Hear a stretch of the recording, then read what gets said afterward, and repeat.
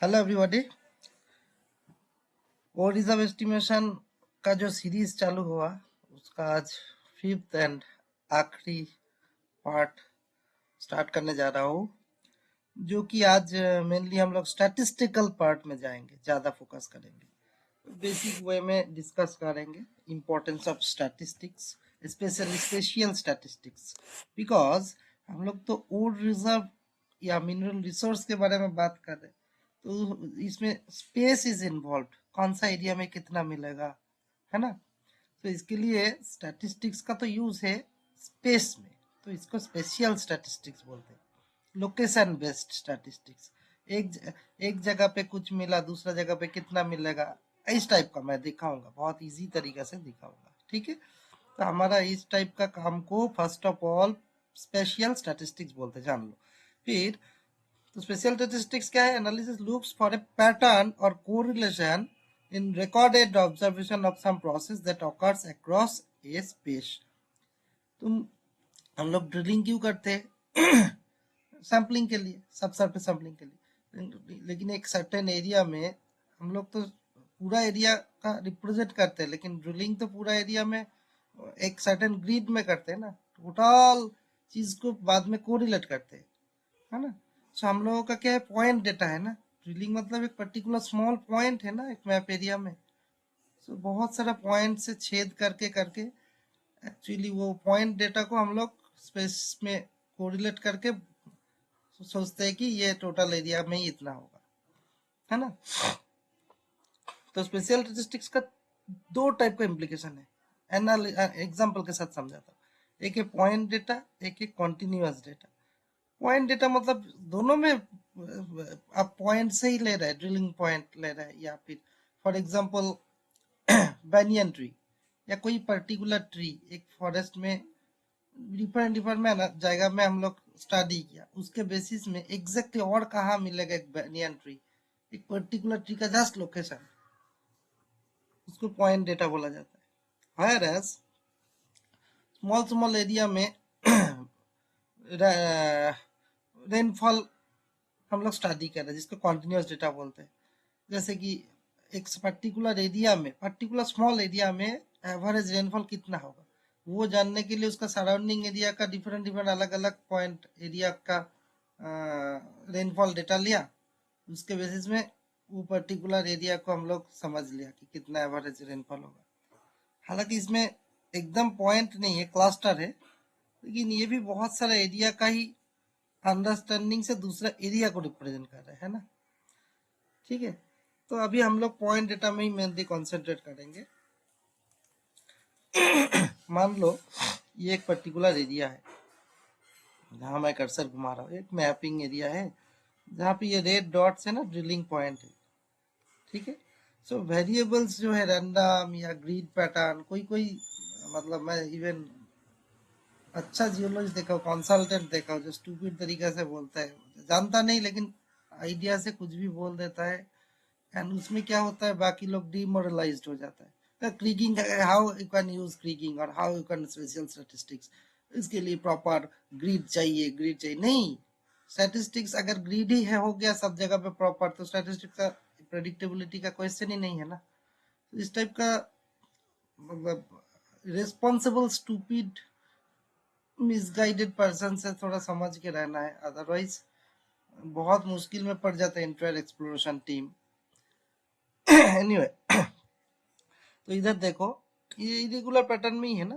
Based on logistics as much as possible grid pattern करना चाहिए, but based on the geology, terrain specific geometry, ore body, drilling का plan अलग अलग हो ही सकता है। सो इसमें इंटरपोलेशन कैसे करेंगे? फॉर एग्जांपल इधर इधर इधर इधर चारों लाल एरिया के बीच में जहां जहां ड्रिल पॉइंट हुआ, उसमें डिफरेंट नोन ग्रेड है मिला, हाँ। तो इस जगह पे जो ब्लैक डॉट दिख रहे हैं ना, उसका हमारे पास ड्रिलिंग डेटा नहीं है, तो बेस्ड ऑन इसका सराउंडिंग एरिया इसमें कितना ग्रेड आएगा फॉर एग्जांपल कॉपर के बारे में बात कर रहे हैं या कोई भी एलिमेंट मान लो, तो ये जो रेड कलर डॉट से नोन है, इससे अननोन जानना है, नोन टू अननोन। इसको चारों तरफ सराउंडिंग में क्या क्या है, ये दूर में है, इधर नियरेस्ट में 4 है, इधर भी मॉडरेट डिस्टेंस है, इसका हर साइड में कितना ग्रेड मिला, इसको घिरा हुआ बोर होल में, नोन बोर होल में, वो पॉइंट्स का बेसिस में इधर को हम लोग प्रेडिक्ट करते हैं, ठीक है। यही मेन है फंडा और कुछ नहीं। तो ये जानने के लिए क्या करना पड़ता है, सिमिलरली एलिवेशन में भी देखो ना, हमारे पास सपोज जीपीएस लेके इधर इधर इधर इधर हम लोग पहाड़ी में गया था मैप एरिया में, जहां जहां लाल पॉइंट है जीपीएस डेटा है एलिवेशन का, आरएल डेटा का एलिवेशन। तो ये सब एलिवेशन के बेसिस में हम लोग इस एरिया का एलिवेशन तो मान ही सकते, समझ जाएंगे ना। ये जो पॉइंट है इसका इमीडिएट नजदीक में कितना एलिवेशन होगा, लगभग सेम होगा। जितना दूर जाओगे ये दोनों का बीच में रहेगा ना।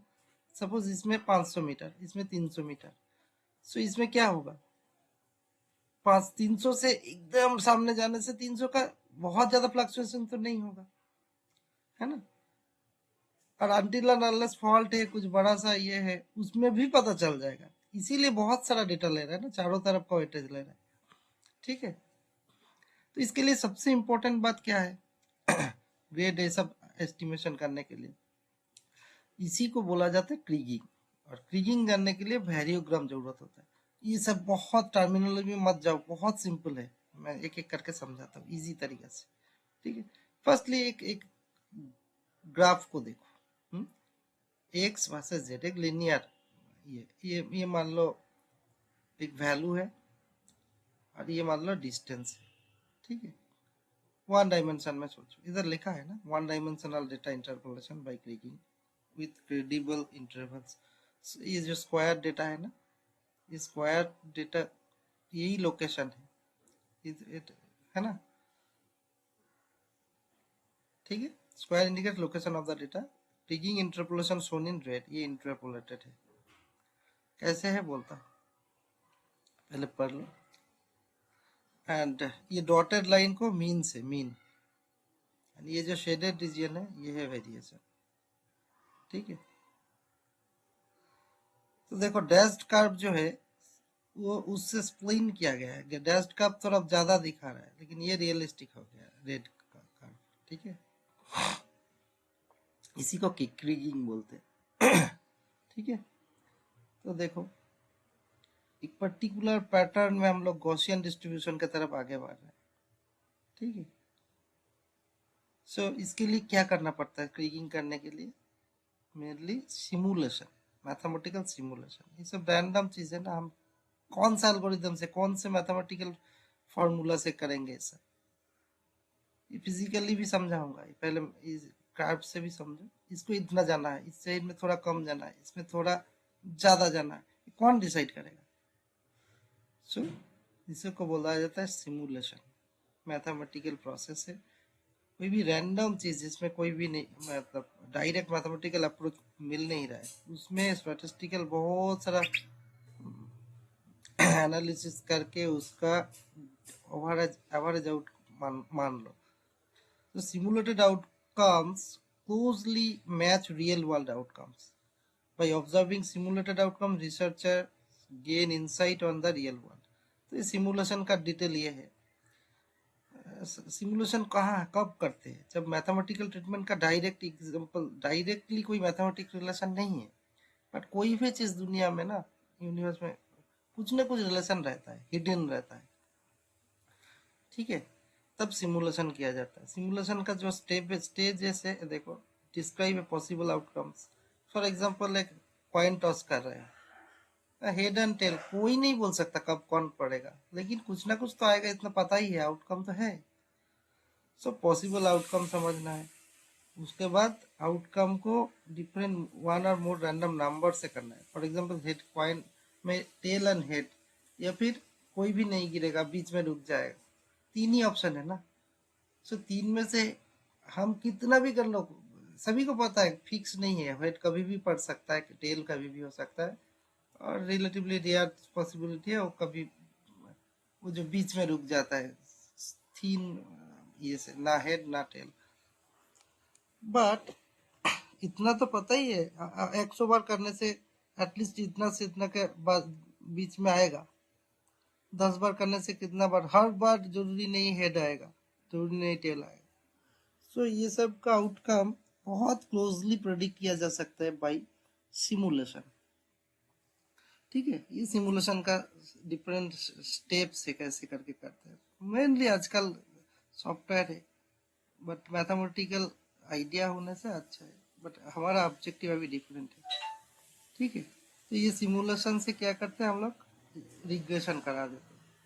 रिग्रेशन एक simulation process, and that by using that regression हम लोग क्रिगिंग करते हैं। सबको बोलेंगे इसको, ये इसको अभी तक अगर समझ भी नहीं है पाया, डोंट वरी।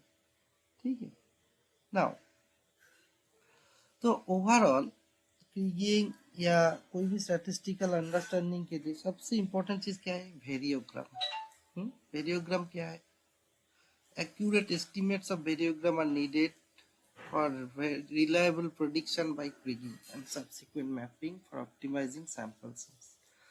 एक मैथमेटिकल फॉर्मूला है, कैसे, सपोज ये लाइन में लीनियर डेटा बोल रहा था ना, इधर एक डेटा है, इधर है, इधर है, इधर, सभी जगह पे हम लोगों का सैम्पलिंग किया एक लाइन से, इंटरवल फिक्स रखा, और डिफरेंट जगह का डिफरेंट ग्रेड, स्टार है सैम्पलिंग पॉइंट, तो इसका एनालिटिकल रिजल्ट हमको उपलब्ध है हमारे पास। अभी देखो नोन टू अननोन क्या होता है, ये तो नोन है, कितना डेटा मिला सभी का वैल्यू। सो अभी नोन को पहले एग्जामिन कर लेते हैं। इधर जो ग्रेड है इससे थोड़ा सेम डिस्टेंस, सभी में सेम इक्वल डिस्टेंस में हम लोग सैम्पलिंग किया ना, तो ये एक एक डिस्टेंस को 1 मान लो, लैग। ठीक है, लैग 1, इसी को एज के माध्यम से बोला जा रहा है। ये जो मैथमेटिकल फॉर्मूला देखा क्या है ना, z मतलब वो जो वैल्यू, तो z एंड एक्स आई, ये मान लो x1, हाँ, ये होगा x2, सो x2 माइनस x1 मतलब x2 वैल्यू और x1 वैल्यू जहां मिल रहा है, ये दोनों का बीच का डिस्टेंस है h, ये क्या होगा तो फिर 2h, ये क्या 3h, ऐसा करके। ठीक है, सो पहले नोन को हम लोग जानबूझ के प्लॉट करेंगे क्या आ रहा है। देखो अभी इधर क्या है, इधर और इधर में ये जो लैग 1, ये लैग 2, लैग 1 ही है सभी में, इधर देखो लैग 2, एक एक को छोड़ के 2h डिस्टेंस, लैग 3 मतलब 3h डिस्टेंस, ये डिस्टेंस h है। ठीक है, सो ये वैल्यू हमारा पता है, अगेन मैं जानबूझ के रिपीट कर रहा हूँ, आपको कॉन्सेंट्रेट करो। सो अभी ये फॉर्मूला है, एक फॉर्मूला क्या है, कैसे बना वो बाद में बोलता हूँ। ये Matheron's method of moment estimator बोला जाता है। ठीक है, 1/2 mh summation of Z X I minus Z X I plus H whole square. X I plus H मतलब सपोज ये एक्स आई है, ये एक्स आई प्लस एच है, एच मतलब लैग, जब लैग एच मतलब 1 तब इतना होगा, 2h मतलब 2 मतलब 2 टाइम्स ऑफ लैग, 2 लैग में, ऐसा करके होगा। ठीक है, ऐसा करते करते अभी ये जो ग्रेड जो है, ग्रेड को भी जेड के माध्यम से बोल रहा है ना। सो एग्जांपल देके मैं समझाता हूँ। Kriging is best linear unbiased predictor in which weighted moving average is covered। तो अनबायस्ड लिनियर जो बोला सिमुलेशन से होता है ना, तो अनबायस्ड होता है और सबसे ज्यादा देखा गया रियलिस्टिक वर्ल्ड्स के साथ मैच हो जाता है। Weight depending on the variogram and the simple configuration points within the neighborhood of its targets। देखो अभी ये जो इस साइड में क्या लैग डिस्टेंस, ये वाला डिस्टेंस बोल रहे हैं ना। सो जब लैग डिस्टेंस को अलग अलग तरीके से डालोगे तब आपको पता चलेगा क्या हो रहा है। ये जो वेरिएंस देखो स्मूथली बढ़ रहा है ना, जितना डिस्टेंस बढ़ेगा वेरिएंस भी बढ़ेगा। क्यों, क्योंकि तुम्हारा इधर में जो पॉइंट में डेटा है उससे जितना सामने ही जस्ट 0.1 मीटर में गया, तो लगभग उसी में सेम ग्रेड का ही डेटा मिलेगा। और दूर गया, जितना दूर जाओगे प्रेडिक्टेबिलिटी कम हो जाएगा ना, आप बोल नहीं सकते हो कितना चेंज हो, तो वेरिएंस बढ़ रहा है ना। आप जिस जगह पे एक पर्टिकुलर सपोज 5% ग्रिड का कॉपर मिला, तो उसके उससे 1 सेंटीमीटर दूर में भी 5% का आसपास ही मिलेगा, है ना। 2 सेंटीमीटर दूर में भी उतना ही आसपास मिलेगा, लेकिन जब 2 मीटर या 200 मीटर दूर जाओगे तुम बोल नहीं सकते है ना। तो जितना दूर जाओगे एज डिस्टेंस बढ़ेगा, लैग डिस्टेंस बढ़ेगा, वेरिएंस भी बढ़ेगा, एज सिंपल एज दैट। तो इसी में ये जो वैल्यू को ऐसा करके H H H different as distance को हम लोग जब कवर करते देखा जाता है after a certain time flat हो जाता है। ऐसा ऐसा जाते जाते आफ्टर ए डिस्टेंस में क्या होगा, वेरिएंस और लैग डिस्टेंस का कोई रिलेशन ही नहीं रहेगा। लैग डिस्टेंस बढ़ेगा, वेरिएंस भी उतना ही रह जाएगा, सैचुरेटेड हो जाता है। तो वही सबसे ज्यादा वेरिएंस, उसके ज्यादा वेरिएंस हो ही नहीं सकता। उस जगह को सील बोला जाता है, सील वेरिएंस। ठीक है। और जहां तक वेरिएंस विद डिस्टेंस हो रहा है, दैट मीन्स उस टाइप का वो है स्पेशली डिपेंडेंट। उससे बियॉन्ड जाने से डिपेंडेंस है ही नहीं, खत्म। आप जहां पे पॉइंट में एक वैल्यू लिया, उसके इनफाइनाइट डिस्टेंस जाने से, अभी इधर में एक कॉपर का वैल्यू 5% आया, तो आप बोल नहीं सकते यूरोप में क्या है, ये क्वेश्चन ही नहीं है इसमें। ये स्टैटिस्टिक्स का पार्ट ही नहीं है। आपका एक डिस्टेंस तो ऑफ कोर्स मैटर करता है, उसके बियॉन्ड में स्टैटिस्टिक्स अप्लाई नहीं होता है। समझ गया। जहां तक स्टैटिस्टिक्स अप्लाई होता है उसको बोलते हैं स्पेशली डिपेंडेंट। उसके बाहर इनडिपेंडेंट हो जाता है ना। अब पुणे में एक जगह पे मैं सपोज कॉपर देख रहा हूँ, तो कोलकाता में जाने से कितना मिलेगा इसके बेसिस में थोड़ा ही बोल सकते, नहीं बोल सकते। अभी मेरा लोकेशन जहाँ है उससे थोड़ा थोड़ा थोड़ा डिस्टेंस बढ़ते रहेगा, तब वेरिएबिलिटी बढ़ते रहेगा। ऐसा बढ़ते बढ़ते सर्टेन डिस्टेंस में जाके उसका कोई रोल ही नहीं है। यही चीज समझो। ठीक है। तो वही चीज को ऐसा करके दिखाते दिखाते देखिए फ्लैट हो जाता है। जहां फ्लैट हो जाता है that is the maximum distance, as distance. For example इधर में देखो लैग डिस्टेंस क्या है, ऑलमोस्ट 60 है ना, 60 मीटर। तो इस पर्टिकुलर प्लॉट में देखो 60 मीटर के ज्यादा जाने से क्या होगा, सेम रह जा रहा है। दैट मीन्स उससे बाहर में कोई रोल ही नहीं है, कोई कोई वेरिएबिलिटी स्पेशली डिपेंडेंट ही नहीं है। ठीक है। नाउ अभी देखो, तो फिर बोरहोल सैंपल में दिखा रहा था ना, डिफरेंट डिस्टेंस में बोरहोल है। ये देखो 1 2 3 4 ऐसे करके डिफरेंट डिस्टेंस, सेम डिस्टेंस में अवे फ्रॉम धीरे धीरे है। अभी देखो अभी जैसे कैसे इधर बोल रहा था, पहले लैग 1 देख लेते। देखो इसका वैल्यू देखो 1 2 3 4 5 है ना। हाँ, let there be a set of 5 samples, ये पढ़ो पहले, ऑफ 1 मीटर लेंथ। ये सब में 1 मीटर लेंथ है। ठीक। each along boreholes as 2%, 6%, 3%, 9% and 12% zinc. तो इस सैंपल में 2%, इसमें 6%, 3 नंबर सैंपल में 3%, इसमें 9%, इसमें 12% जिंक मिला है। सैंपल लोकेशन को डिस्टेंस कितना बोला, 1 मीटर लेंथ। ठीक है। The sample spring sides by one step, that is 1 lag, ये 1 lag, that is at 1 2 3 metre lag to compute average variance and continue। क्या करोगे, देखो अभी lag इक्वल टू 0 मीन्स क्या है, जैसा है वही रहेगा। इधर 2% है, इधर 6%, 3%, 9%, 12%। जब lag 1 आएगा तब डिफरेंस देखो, अभी मजा है। lag 1 मीन्स इसके साथ इसका डिफरेंस फास्ट, इसके साथ इसका, इसके साथ इसका, ऐसे करके होता है ना। lag 2 सिमिलरली कितना सैंपल, देखो सैंपल नंबर कम हो जाएगा, यही है ना लैग 2। इसके साथ इसका, इसके साथ इसका। तो लैग 1, लैग 0 मतलब सभी में है। लैग 1 मतलब क्या है, ये एक कम हो गया ना। लैग 2 मतलब सिमिलरली और कम हो जाएगा। ठीक है, ऐसा कर, ये चीज समझ में आ गया ना। अभी ये टेबल के माध्यम से अगेन इसी की चीज को समझाता हूँ। अभी देखो 2 6 3 9 12, 2 6 3 9 12 सैंपल, सैंपल का वैल्यू है। लैग जब 1 मीटर है, लैग 1 मीटर में कितना होगा, 1 2 3 4, 1 2 3 4, 4 वैल्यू आएगा, एक एक को छोड़ छोड़ के ना। सो डिफरेंस क्या होगा, 2 - 6 4।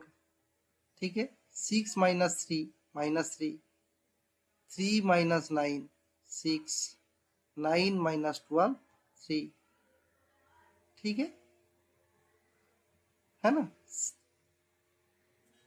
ठीक है। नेक्स्ट से इसको माइनस करो, 6 से 2 माइनस करने से 4, 3 से 6 माइनस करने से -3, ऐसा आगे वाले से पीछे वाले को माइनस कर दो तो डिस्टेंस हो गया। नाउ डिस्टेंस का जो डिफरेंस है उसका स्क्वायर कर दो, ये 4 का स्क्वायर 16, ये टू अवॉइड नेगेटिव साइन 9 आ जाएगा, इसीलिए स्क्वायर करना पड़ता है। ठीक है, अभी ये फॉर्मूला बनाने के लिए हम लोग कर रहे हैं, समझ रहे हो ना। सो एच मीन्स लैग 1, 2 जब लैग होगा तब एच को जगह 2 बिठा देना, ऐसा करके होगा। अभी देखो डिफरेंस स्क्वायर कितना हो गया 70, और नंबर ऑफ पेयर्स कितना हो गया 4, है ना। एवरेज वेरिएंस और सेमी वेरिएंस में भी समझोगे, ठीक है। तो डिफरेंस स्क्वायर मतलब ये डिफरेंस स्क्वायर कितना आ गया 70 आ गया, है ना। समेशन ऑफ डिफरेंस स्क्वायर, इसको जो प्लस कर दो 16 + 9 + 36 + 9 तो 70 आ जा रहा है। So that is summation of difference square, ये जो डिफरेंस है वैल्यू का उसी का समेशन, दैट इज 70 आ रहा है, ठीक है। नंबर ऑफ पेयर्स, कितना पेयर है 1 2 3 4, 1 2 3 4, लैग 1 में, 0 में तो कुछ भी नहीं है ना, तो 4 पेयर के बारे में बात हो रहा है। सो 70 डिवाइडेड बाई 2 × 4 इज एम मतलब नंबर ऑफ पेयर, एच मतलब क्या लैग डिस्टेंस, लैग डिस्टेंस जब 1 होता है तब 4 है, लैग डिस्टेंस जब 2 होगा 3 हो जाएगा, एम मतलब, ठीक है। तो 70 स्क्वायर डिवाइडेड बाई, सॉरी 70, ये डिफरेंस स्क्वायर मतलब क्या आया 70 आया, 2 into divided by 2 into number of pair for 8, सो 70/8 कितना आएगा 8.75, ठीक है। एवरेज वेरिएंस, ठीक है, इसी को सेमी वेरिएंस बोला जाता है। ये जो है गामा एच, ये वैल्यू है सेमी वेरिएंस। सो ये सेमी वेरिएंस या वेरिएंस, सेमी वेरिएंस क्यों बोलते हैं बोलूंगा, इसका अभी वेरिएंस मान लो, ठीक है। सेमी अलग करण से बोलता है, बाद में बोलता हूँ। जब सब प्लॉट करोगे देखना ये जगह पे 0 to 0 भी मैच नहीं होगा, जब तुम्हारा पॉइंट में सेम पॉइंट कोई डिस्टेंस नहीं तब तो वेरिएशन होना नहीं चाहिए ना, लेकिन स्टैटिस्टिक्स में होता है, क्योंकि तुम्हारा पॉइंट जहाँ है उसके 1 माइक्रोमीटर में भी कुछ ना कुछ वेरिएंस रहेगा, एब्सोल्युटली 0 बोल के कुछ होता नहीं स्टैटिस्टिक्स में। तो ऐसा पॉइंट बाय पॉइंट ओरिजिन में ये आता नहीं, ये ग्राफ प्लॉट करने के बाद देखना सर्टेन एक मिनिमम वैल्यू रह जाता है वेरिएंस, इवन 0 डिस्टेंस में भी एक वेरिएंस रह जाएगा। जहां बोरहोल किया वही बोरहोल में भी जितना डेटा मिला ना, तो थोड़ा बाद में देखना वही में जितना 0 मतलब 0 पॉइंट समथिंग 001 होगा ना स्टैटिस्टिकल टर्म में, तो एग्जैक्टली वैल्यू प्रेडिक्टेबल नहीं है। सिमिलरली स्टैटिस्टिकल एनालिसिस भी जब करोगे एब्सोल्यूट ये नहीं है ना, जब सेम चीज को दूसरा बार एनालिसिस करने से भी कुछ अलग आएगा ना, वैसा टाइप का। एक वैल्यू एक केमिस्ट्री में सेम सैंपल को 5 बार करने से एग्जैक्ट तो नहीं आएगा, ऑफ कोर्स सेम आएगा, सिमिलर आएगा, और 0.0001% रेंज में तो एरर आएगा, कुछ चेंजेस आएगा, यही चीज को बोल रहे हैं। एज इट इज होता नहीं, कुछ ना कुछ मिनिमम वैल्यू रह जाता है, समझ गया। सो हमारा जहाँ पे पॉइंट है वही सेम पॉइंट 0 डिस्टेंस में भी वेरिएशन रहता है, ठीक है। इसी चीज को क्या बोला जाता है C0 बोला जाता है, और उसका बाकी को ये मिनिमम वेरिएंस बोला जाता है, that is called nugget variance, nugget effect बोला जाता है इसी को, ठीक है।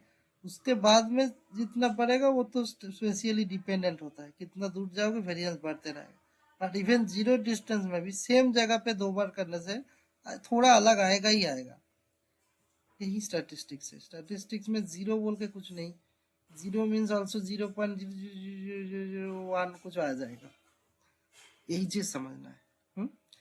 तो specially dependent specifically independent variable समझ गया, नागेट इफेक्ट समझ गया।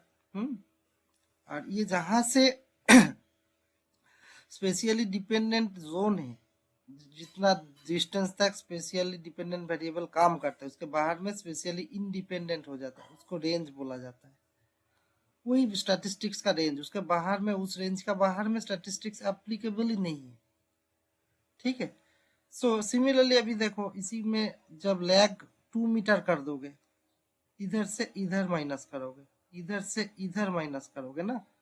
सो देखो सिमिलरली 2 मीटर लैग में क्या होगा, फर्स्ट वैल्यू क्या होगा, 3 माइनस 1 2, सेकेंड वैल्यू 4 माइनस 2, है ना, ये तो इधर से इधर आएगा ना। सो लैग 2 में क्या होगा, देखो डिफरेंस क्या होगा, 3 माइनस 1 लैग 2। क्लियर, समझ गया ना, यही चीज है और कुछ नहीं। 4 माइनस ये ऐसा करके माइनस करते रहो, लैग 2 मीटर्स में कितना कितना आएगा, 1 2 3 वैल्यू आएगा, है ना, 1 3 और 9। ठीक है, यही चीज है। तो अभी सेम इसमें क्या होगा, डिफरेंस है स्क्वायर 91/3, तो 15.16 आएगा। सिमिलरली थर्ड लैग और ज्यादा बढ़ाओ और बढ़ेगा। इधर देखो ना, 9 माइनस लैग इसमें क्या है, 3 माइनस 2 1, 9 माइनस 6 3, 12 माइनस 3 9, वही तो वैल्यू दिखा रहा है 139, उसको स्क्वायर कर दो। सिमिलरली लैग 3 में क्या होगा, 1 2 3, इधर से 9 माइनस 2 7, 12 माइनस 6 6, उसका स्क्वायर कर दो। ठीक है, तो एवरेज वेरिएंस तीनों में मिल गया। अभी तीनों को लैग डिस्टेंस क्या है, सबसे पहले 1 मीटर, फिर 2 मीटर, फिर 3 मीटर, ऐसा डालो रेंज में 1 2 3।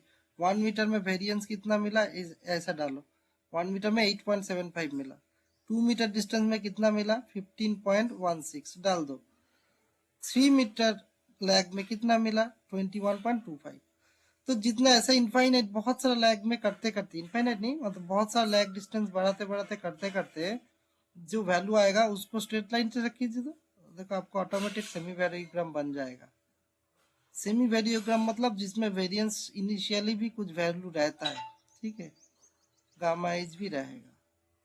ठीक है, so curve then rises up to a maximum variance, that is population variance बोला जाता है। ठीक है, ये एक्चुअली पॉपुलेशन वेरिएंस के टाइम पे वेरियोग्राम बोला जाता है, सैंपल के लिए सेमी वेरियोग्राम बोला जाएगा।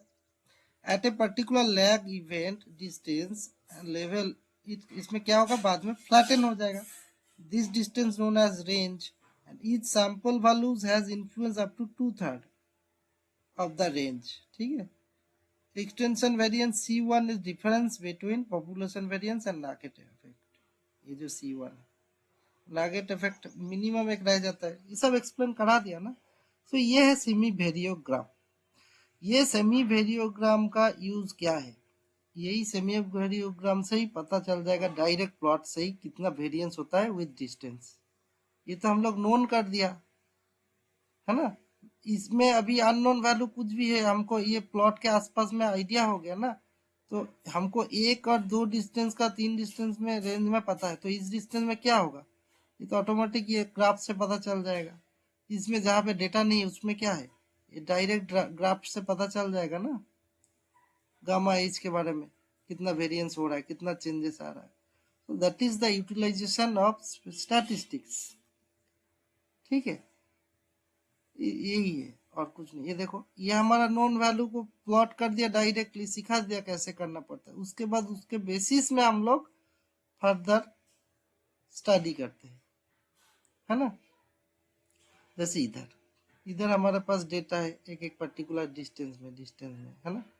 तो हम लोग यही जो फिगर दिखाया, इसके बेसिस में हम लोग रियलिस्टिक में भी गामा 1 में क्या होगा, गामा 2 में क्या होगा, वैसा करके हम लोग डाल सकते हैं। अब जान देखने से इसको आराम से देख सकते हैं। ये जो 10 मीटर बाई 10 मीटर में 1 2 3 करके दिखा है ना, सो जब लैग है 1/2n, है ना, 2m, n मतलब क्या है, इधर 1 ही हो जाएगा, है ना।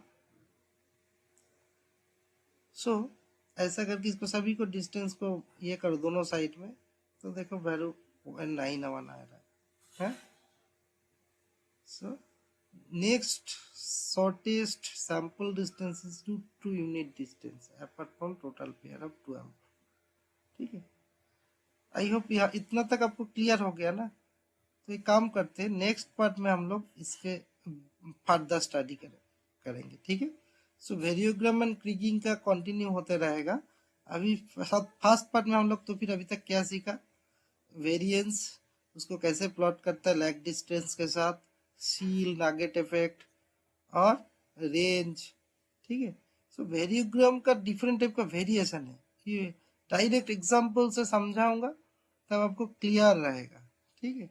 So for timing this is the end of the video. We'll meet soon, today itself, in the